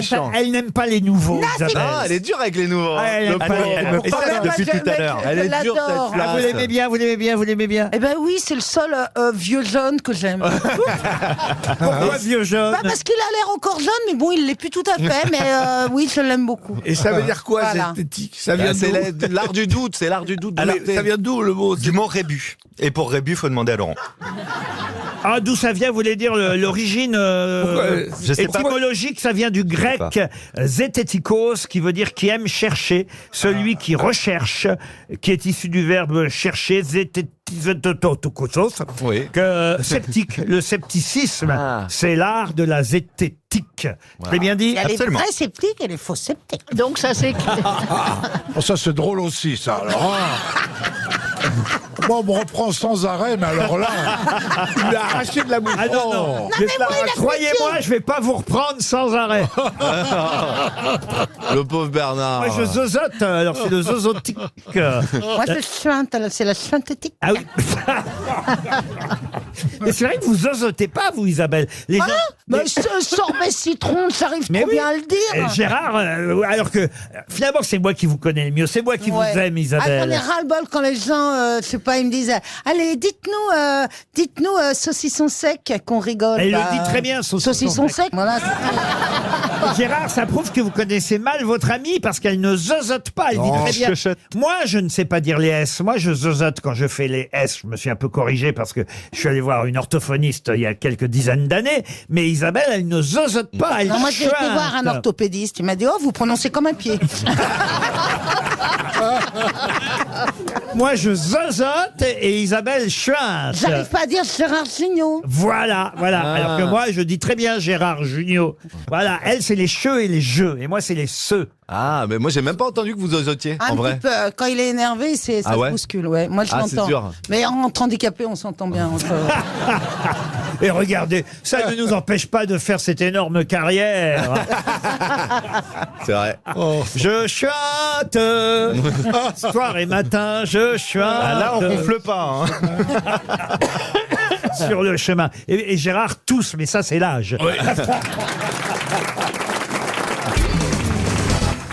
Et la question concerne un des chevaliers de la table ronde. Pas forcément le plus connu, mais pourtant le plus fort, le plus mesuré, le meilleur des chevaliers de la table ronde. Un chevalier d'exception. Mais comment s'appelle-t-il? Bon, c'est pas Arthur, donc. Ah non, c'est pas le roi Bah non. Arthur. C'est Maurice. Non, non, non. Perceval. Alors c'est vrai qu'il y a Perceval et Lancelot du Lac qui sont les plus connus et le roi Arthur lui-même. Cela va de soi. Mais Camelot. Camelot, non. Mais Camelot, c'est la ville. L'endroit, c'est le château. Mais vous avez le chevalier qui est le meilleur des chevaliers de la table ronde, mais le plus discret en fait. oui. Celui qui a combattu le chevalier vert. Celui d'ailleurs qui était le chevalier qui protégeait les femmes. C'est assez beau quand même, vous voyez. Et on s'en Le chevalier blanc. Le chevalier blanc, non, ça c'est Gérard Bayard, Lanvin, ça. Bayard. Non, ça c'est Ivanoé. l'autre. Ivanoé, non, non. Arthur. Non, ça c'est le roi Arthur. Est-ce que quelqu'un a dit Galahad? C'est pas mal. Oui, quelqu'un a dit ça et j'ai dit non. C'était moi. Alors son cheval, vous voulez le nom de son cheval si ça Bah, peut on vous sait aider? jamais, oui. Tornado. Son cheval, non, c'était Gringalet.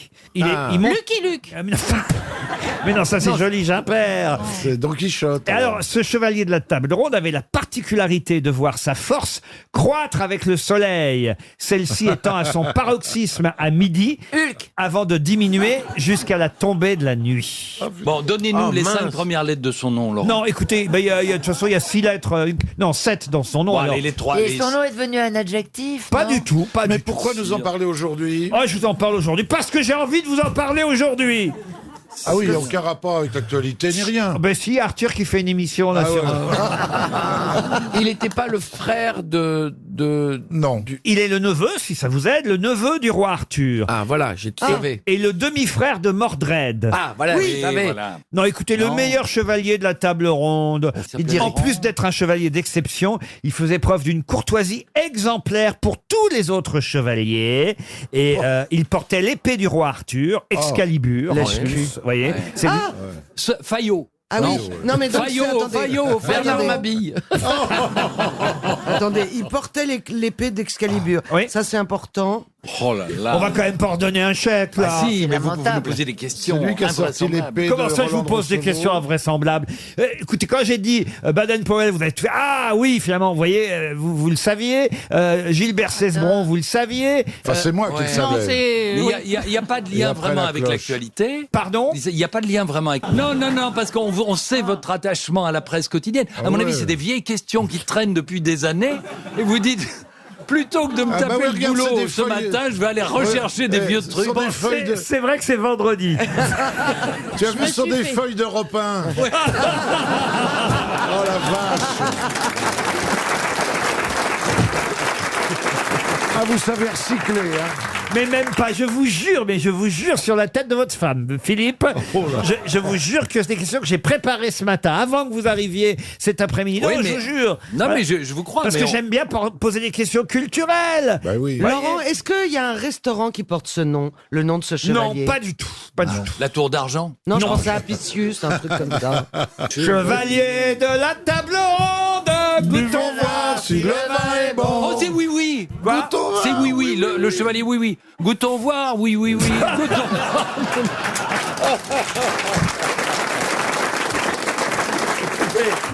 Je sais pas si c'est une bonne question, mais en tout cas, ça nous fait bien marrer. Hein.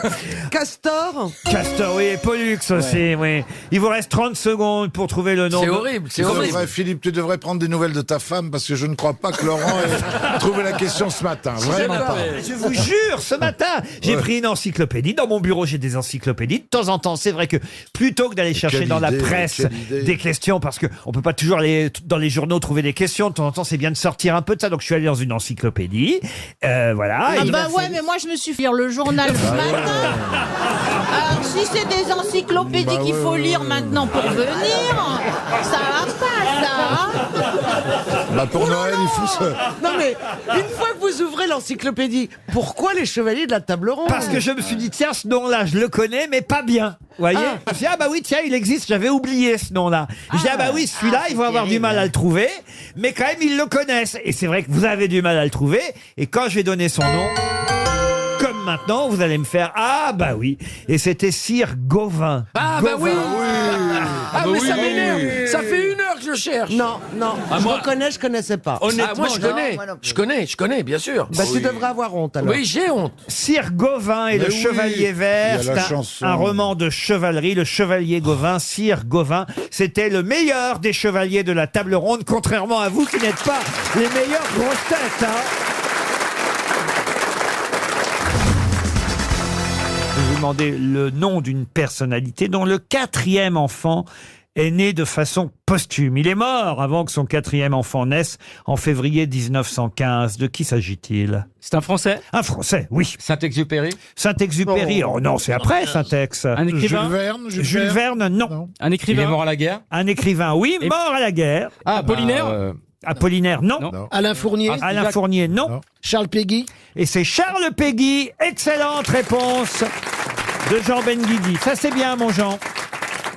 Pour Bernard Sévasco, qui habite Bourg-en-Bresse. Si vous souffrez d'épistaxie, comment constatez-vous? C'est des saignements de nez. Votre nez saigne. Bonne réponse de Madame Bachelot. C'est le nom savant que la médecine donne au saignement de nez. Vous qui étiez pharmacienne, comment on fait alors quand on saigne du nez? Dans l'urgence, Il y a on des met un remèdes de tampon. bonne femme. Ouais, il y a des on tampons. met une cuillère, on appuie une cuillère sur la narine, mais il y a des choses mieux. quoi, On met, voilà, on met. Une clé, oui. non? Il y a une pas une... On dit ouate, engagez-vous dans la On met narine. une ouate hémostatique. Ça vous fait rire à la finale, hein? Donc une cuillère dans le nez, vous dites. Oh non, mais non, pas dans le nez. Pourquoi pas dans le nez? Faut tenter un truc. Faut un grand nez quand même. Une cuillère froide appuyée le long de la cloison. Les gens venaient dans votre pharmacie en disant Oui, mais je leur mettais de la ouate hémostatique, pas de la cuillère, non. Stevie, vous saignez, vous aussi? Non, du nez, non. Et dans ces cas-là, il met une louche. Arrête. Ah, enfin, ça s'élève un peu. Voilà. J'avais peur qu'on reste dans les slips. Hein. Enfin, on réveille ma fille.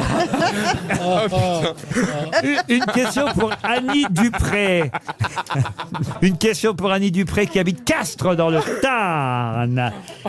Qui a demandé la main de son épouse en demandant celle-ci avec un revolver à sa belle-mère, à sa future belle-mère? Un criminel? Un compositeur. Pardon? Un compositeur. Non. Un criminel? Un écrivain? Un écrivain? Non. Un homme politique? Un homme politique? Oui. Che Guevara. Che Guevara? Non. Chez Lorette. Du 19e siècle? Adolf Hitler? Adolf Hitler? Non. Du 19e siècle? Je sais pas si vous voyez exactement la scène. Hein. Il va voir sa future belle-mère et il demande la main de sa femme avec un revolver. C'est un... En la menaçant d'un revolver. C'est un Français. C'est un Français? Un Français? Non. Il est vivant? Ah non, il n'est pas vivant. Noriega? Poncho Villa? Non. Batista. Quand on parlait de Che Guevara? Pablo Escobar? Non mais vous donnez des noms que de gens bien sympathiques. Oui, c'est vrai. N'est-ce pas hein? Il en manque un quand même. Buffalo Bill. Alors, il en manque un dans ces gens-là. Ah, le mari d'Eva Perón. Mussolini? Castro? Mussolini. Mussolini, bonne réponse de Florian Gazan. C'est Mussolini. Et toujours pas de bonne réponse de Laurent Baffy. Oh la vache. Attends, on va essayer une question simple pour lui. Ça va, Laurent?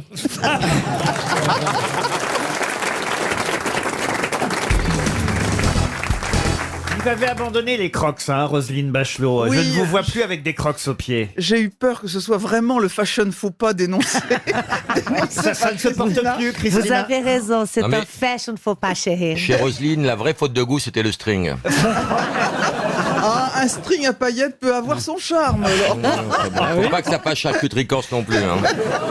Ça dépend qui fournit les paillettes. Exactement. Christina, c'est vrai que les crocs, c'est démodé alors? Ah oui, et en fait, c'est laid, moi je comprends pas. C'est vrai, vous mettiez du croc, ça va? Mais non, pas du tout. C'était un pari avec Marielle Guatchel. On avait parié Une le autre nombre femme de très médailles. élégante. Très féminine. Une femme de goût, ouais. Mais ça se vend encore, hein, les crocs. Ça se vend, oui, je comprends pas comment ça c'est possible. Il y a des fashion faux pas, les crocs, le legging. Le quoi? Le legging. C'est quoi ça, le légume? Bah, legging. Le legging. C'est quoi le legging? Les leggings. C'est un pantalon collant. Pantalon collant, On ouais. lycra bien les 80, les nanas, ils mettent ça. Est-ce qu'il y en a J'ai des- une qui a des leggings là? Bah là. Je me demande si Sûrement. Christine Bravo est pas en train de porter un legging fleuri. Non, c'est un pyjama, Laurent. Qu'est-ce qu'il y a, Christine? Moi, je suis fatiguée. Je suis Déjà fatiguée. Déjà, au bout de 5 minutes? C'est marrant d'avoir de la peau d'orange et plus de jus. Hein.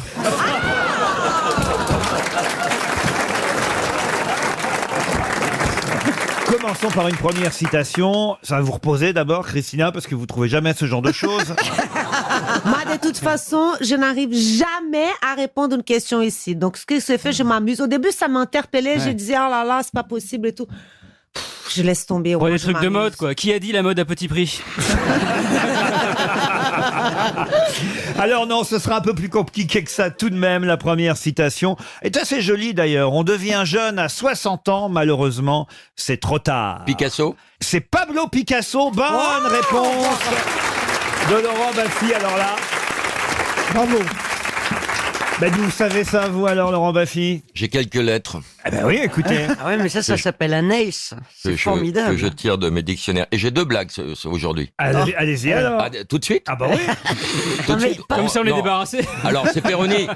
Perroni, il est au bistrot, 7h du mat, il en a à son 5e calva, et il voit un punk qui rentre, un jeune avec une crête sur la tête, rose et violette. Il le regarde, il fait, ça se trouve, t'es peut-être mon fils. Le punk, il regarde Perroni, il dit, pourquoi?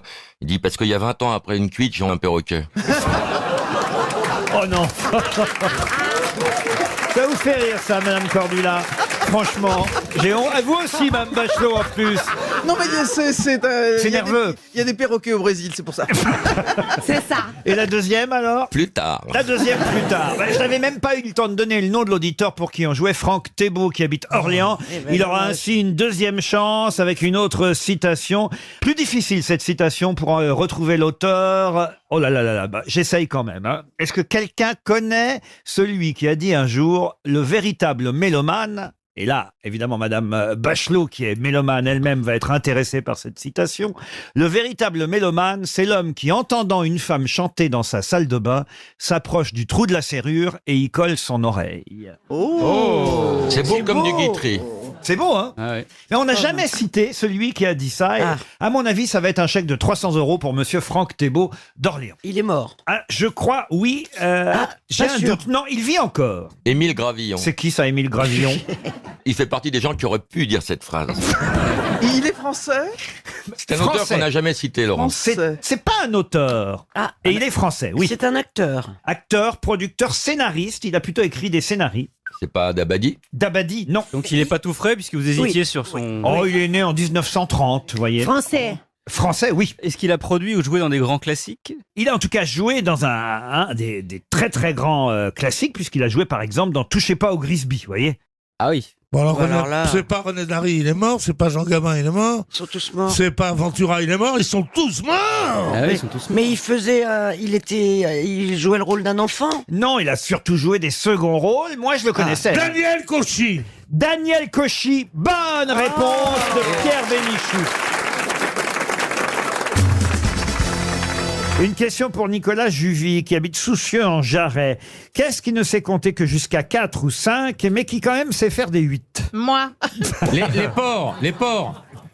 Ils savent compter jusqu'à 5 et on leur fait 4 et 4, ils font 8. Non, pas les porcs. Un animal. Un animal, c'est oui. un animal. Un singe. Un singe, Un non. chien. Ah, je sais. Une abeille ou... Les abeilles, bonne réponse de Christine Bravo. Elles font des 8 parce que... Ah oui, pour indiquer où est la bourre. Pour indiquer où sont les bonnes fleurs, le bon pollen, etc.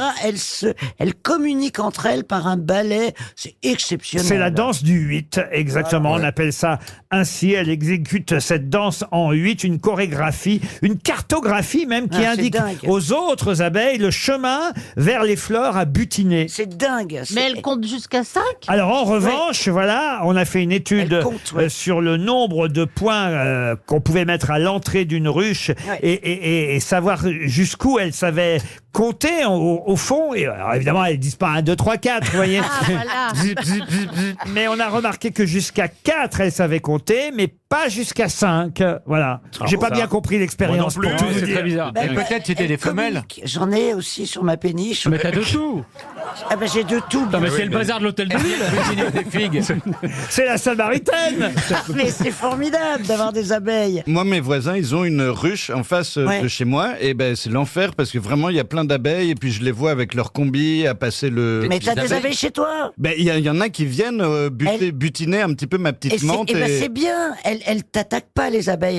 Elles sont extrêmement tranquilles. Ah, donc faut pas que j'ai peur de me faire piquer par non, l'abeille. elles n'attaquent pas l'abeille. Ok, parce que j'avais un peu envie de lui dire, ouais, c'est un peu d'avoir une ruche juste à côté de chez moi. Il est au 5e. Et Elles te vraiment... font rien. Si vous allez le voir, lui dites pas comme ça. Ouais, ok, je dirais, oui, ok, d'accord. Et prenez un air un peu plus viril. Bonhomme, ouais. Vous voyez, bonhomme. Là, il va les garder, ces abeilles, le gars. Bon, Ouais, j'ai en tout souvent, cas ça. l'explication, hein, comment on sait qu'elles comptent jusqu'à 4 ou 5.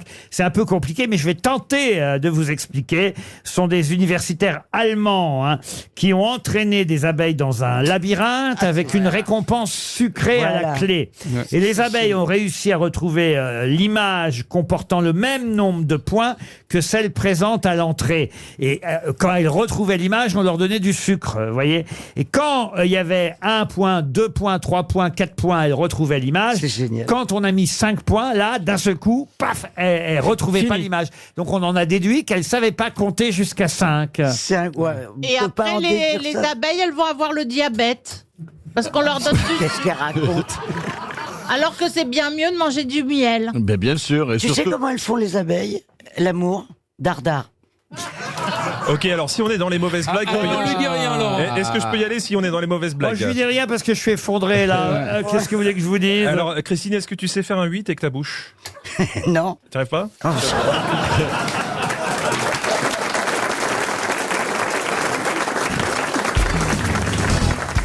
Et cette question concernera une dame qui s'appelait Clémentine Delay. Madame Delay habitait dans les Vosges et elle tenait même un bar à Taon-les-Vosges, très précisément.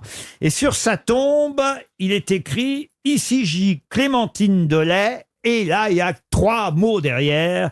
Lesquels? Même 4 mots. Lesquels? Pasteurisé bien frais pour pas cher. Non. Elle était peintre? C'était la plus célèbre, hein, Clémentine Delay. Son épitaphe était une allusion au fait qu'elle ait donné à boire à beaucoup de gens? Du tout. Non, Est-ce que vous pouvez nous donner l'année de mort? Elle est morte le 19 avril 1939. Quel était son métier, pardon? Peintre. Alors d'abord, elle a été boulangère avec son mari. boulangère. Puis ensuite, elle a tenu un bar à Taon-les-Vosges. Qui s'appelait comment? Alors, après, on lui a donné un surnom à ce bar, mais au départ, c'était le Café du Centre. Ah oui. Et est-ce qu'elle est morte? C'est pas la Madelon? La Madelon, non. Pendant la guerre, est-ce que c'est un rapport avec la guerre? Non, ça n'a pas un rapport avec la Avant guerre. de mourir. Est-ce qu'elle a elle été la muse d'un chanteur ou Non, mais elle s'est enrôlée quand même dans la Croix-Rouge pendant la Première Guerre mondiale. Adriana Carambeu? Oui. Adriana Carambeu, non. C'est une épitaphe Oui. à 3 mots. 4? 4. Est-ce qu'on la connaissait sous un autre nom? Oui, exactement. Et On c'est son l'appelait. surnom. Ah, c'est son surnom qu'on demande. La Goulue? Est-ce que Oui. La Goulue, non. Très connue? Très connue. Ah oui, c'est la plus connue. C'était une artiste? Une artiste, non. Elle a toujours refusé d'être artiste. La plus connue d'autres. Comment ça, la plus connue Vous d'autres? dites c'était la plus connue, ça veut dire qu'il y avait une petite armée, une petite troupe, un petit... Il y a eu d'autres femmes qui avaient les mêmes qualités La qu'elle. première femme à barbe? C'est la femme à barbe. Bonne réponse de Laurent Baffy. Non. Eh oui. Et c'était écrit sur l'épitaphe. Eh oui, ici J, c'est elle qui a demandé à ce que ce soit écrit sur sa tombe. J. Clémentine Delay, la femme à barbe. Elle est morte à Épinal en 1939. Heureusement, il nous reste Roselyne Bachelot.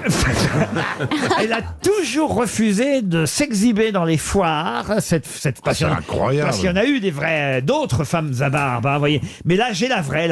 Tenez, je vous la passe, regardez. Oh là là. C'est absolument incroyable. Ah mais c'est pas une petite barbe. Ah non, c'est une vraie barbe. Et ça a été à Paris, à un moment donné, Ah oui. N'importe quoi, la photo est à l'envers, Laurent, elle est nulle. je la connais celle-là, ouais. Incroyable. Elle est incroyable parce qu'au départ, elle avait une pilosité assez forte, mais elle se rasait tous les matins. On dirait la Spalès?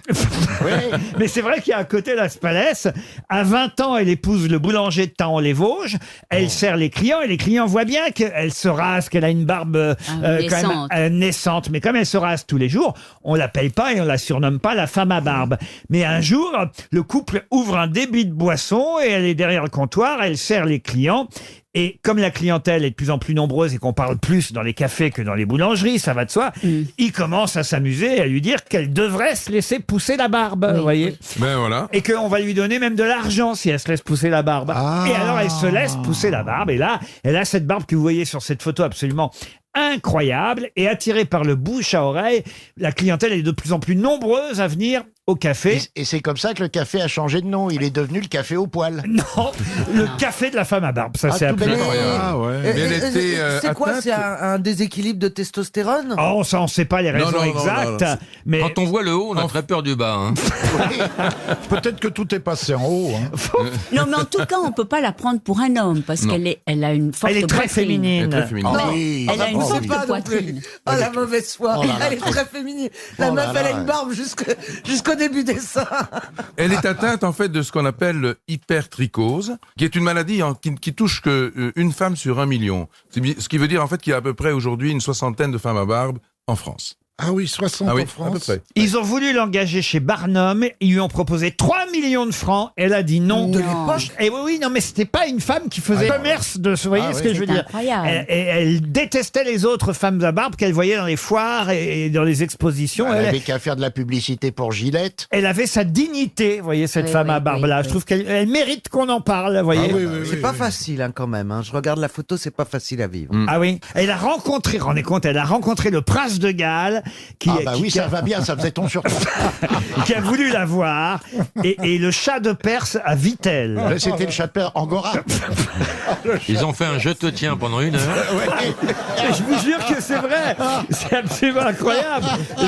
Les personnalités du monde entier voulaient rencontrer la femme à barbe. Mais étrangement, je trouve qu'elle n'a pas la barbe bien taillée. Et en fait, à la fin, elle a quand même fait un peu commerce parce qu'elle manquait d'argent. À la toute fin, elle faisait un spectacle déguisé accompagné d'un perroquet. Quand même. Et les clients venaient de la France entière pour la voir. Tout ça est raconté dans un petit livre que je vais vous offrir, Bernard, parce que je sens que ça vous passionne. La femme à barbe. Mais pourquoi un perroquet? Qu'est-ce qu'il disait? La barbe. Il y a la barbe d'un côté, le perroquet sur l'épaule. Non, mais peut-être le perroquet emmêlait ses petites pattes dans la barbe. Une petite patoune. Ça ne fait pas 1h20 de spectacle, Non, quand même. Et c'est marrant parce que dans la barbe, on voit encore des coquillettes. C'est un joli prénom, Clémentine, en plus. Ça va pas du tout, t'imagines, au téléphone. Bonjour, c'est Clémentine, et t'arrives. Sur Tinder, elle se serait fait... Je te raconte pas le choc. Les mecs seraient venus pour se taper le perroquet.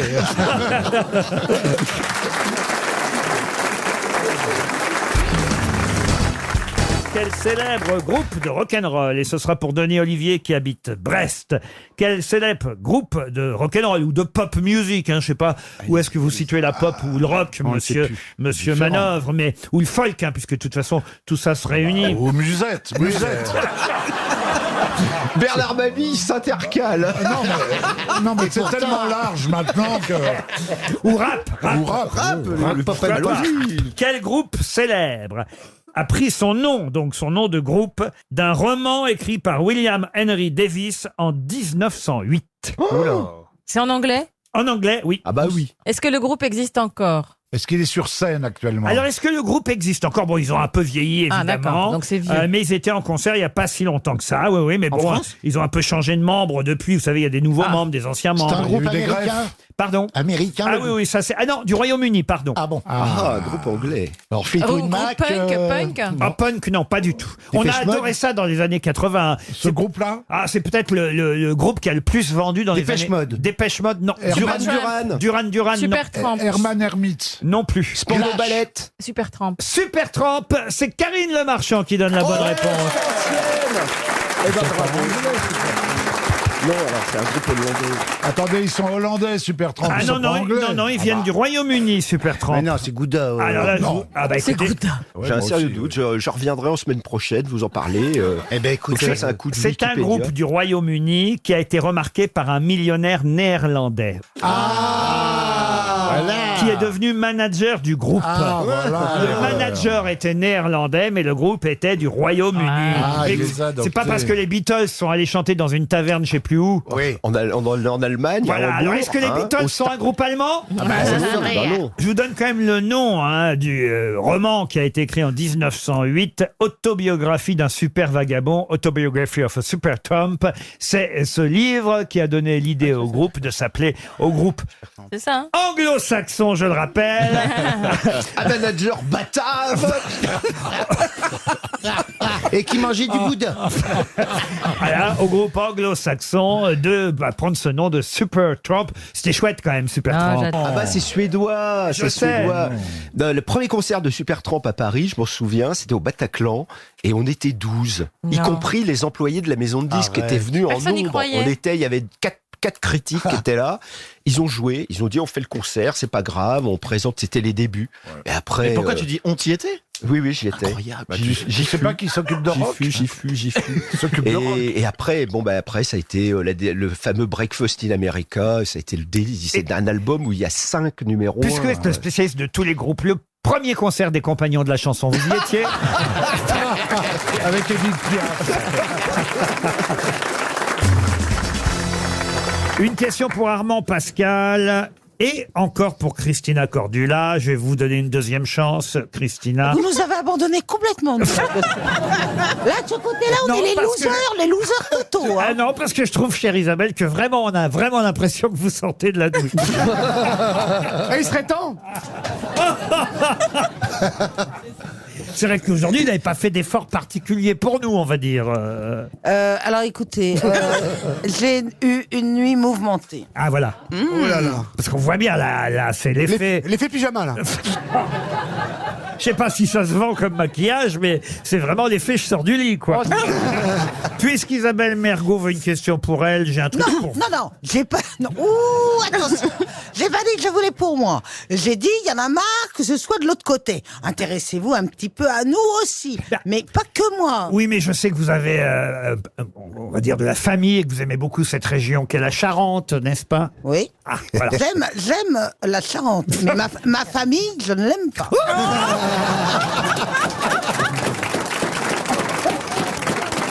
Bon, ça tombe bien, ma question ne porte pas sur votre famille. Oh, tant mieux. Non, ma question porte sur un restaurant que vous connaissez peut-être, qui s'appelle le restaurant Chez Chocolat. Vous connaissez Chez Chocolat? Non. Et alors? C'est au nord de La Rochelle, hein. C'est un restaurant très très connu. Dans ce restaurant, il y avait une dame qui s'appelait Mme Lermite, Marie-Thérèse Lermite, oui, je vais même vous donner son prénom, qui début 1900 a inventé une recette aujourd'hui très très connue. Laquelle? C'est très charentais? C'est pour Paul Chevalier qui habite Faux, en Dordogne. Est-ce que c'est très charentais? Sa recette est charentaise, ça, oui. Après, on peut la faire... C'est vraiment un resto parce que c'est un nom de club échangiste, hein, Chez Chocolat. Ah non. Ah bon? Ça s'est appelé Restaurant de la Pêche et Chocolat. Alors, est-ce que c'est un dessert? Un des plus grands restaurants de Charente-Maritime. Un dessert, non. C'est à base de poisson? À base de poisson, comment vous dire ça vient de la mer, en tout cas. C'est les huîtres. Des algues. Ah bah, non, mais elle n'a pas inventé les huîtres, vous voyez. C'est la façon de les préparer, les huîtres chaudes, par exemple. Alors voilà, mais moi je demande un nom de recette. Donc c'est la brandade de morue. Un plat, vous voyez, c'est un plat. La mourclade. Comment vous dites? La mourclade. Bonne réponse d'Isabelle Mergo. Voyez, Isabelle. Voilà. Alors Isabelle, pouvez-vous expliquer à nos auditeurs ce qu'est que la mourclade? Vous mettez plein de moules en pyramide, comme ça. Ah bien, on a toute la Charente-Maritime dans le Attends, il y a public. une spécialiste de la moule, le premier rang. Là. Mettez plein de moules en pyramide, il y a quelqu'un qui fait non. Vous les grillez. Attends. Ne vous laissez- Qui a dit non, là? Ne vous laissez pas faire par quelqu'un dans le public. Une mourclade, vous grillez les moules, quoi, au lieu de les faire cuire dans de l'eau. Ah, c'est pas ça la mourclade. Non. Le monsieur qui contestait a raison. Tout le monde fait non. Non, mais elle a bien répondu quand même. On l'a l'air. Elle a trouvé le nom de la mourclade, c'est déjà pas mal. Mais les moules, ça a toujours existé, vous voyez. On n'a pas attendu, madame. Non, mais c'est la façon de les cuire. C'est pas la façon Moi, de les... je réponds maintenant comme Cordula, là. Je crie aussi. Non, c'est pas la façon de les Ah bah cuire. alors, disez. Ah bah oui, mais alors, si vous connaissez le nom de la recette sans savoir quoi... En fait, Et alors, parfois, je réponds à un bon auteur et j'ai pas lu toutes ses œuvres. c'est pas faux en même temps. Alors, ce sont des moules, comme on fait des moules un peu partout, sauf qu'en plus, voilà, le plat est à base de safran. C'est des moules avec du safran. C'est ça, la mourclade. Oui, mais on les met pas dans l'eau. Alors, je sais pas qui a contesté, là. Au feu de bois, peut-être. Monsieur, je sais tout, là, dans le public. Mais on les met pas dans l'eau, on les fait cuire sur des braises, quoi. La mourclade charentaise se prépare avec des moules de bouchot, des oignons, du beurre de Charente évidemment, des jaunes d'œufs, du lait. On y ajoute du piment et du safran, mais c'est surtout le safran qui compte. Parce que c'est ça la recette de Mme Lermite au départ. Et c'est le secret de la mourclade précieusement conservé par la famille Lermite pendant des années et transmis de génération en génération, Isabelle. Ah bah maintenant, le secret, il est éventé, hein. Peut-être qu'il y a un truc en plus qu'on nous dit pas dans la mourclade, vous voyez. Et ça vient de Charente-Maritime. Et vous pouvez manger ça chez Chocolat. En tout cas, vous avez fait honneur à votre famille, Isabelle. Que tu aimes tant. Qui doit être ravie que vous vous souvenez de la mourclade. Pourquoi vous n'aimez pas votre famille d'abord? Pour des raisons que je n'ai vraiment pas envie d'exposer Enfin, c'est là. rare de dire ça quand même. Oh, ils sont sympas, les Le Pen. Ok. Alors je vais passer à autre chose, si vous voulez bien, pour Joanne Michon. Madame Michon habite Bourg, en Gironde. Quel architecte, le 5 janvier 1875, a dû payer sa place pour assister à l'inauguration du monument qu'il avait fait construire? Haussmann. Haussmann, non. Eiffel. Eiffel, non. C'est en France? C'est en France. Garnier. Charles Garnier. Ah, bravo. Bonne réponse de Michel Faux. Vous avez vu comme de ce côté-là, on reprend. C'est vrai. Hein? Et oui, Charles Garnier, qui avait L'opéra. dessiné l'Opéra de Paris, Opéra Garnier, ainsi qu'on l'appelle, évidemment, n'a pas été invité à l'inauguration de l'Opéra, parce que c'est des histoires politiques, en fait, hein, tout simplement. La politique avait changé de camp à ce moment-là, et lui aussi, donc il n'a pas été invité à l'inauguration de l'Opéra qui porte son nom, Incroyable. et il a dû Putain. payer sa place. Bonne réponse, excellente réponse de Michel Faux.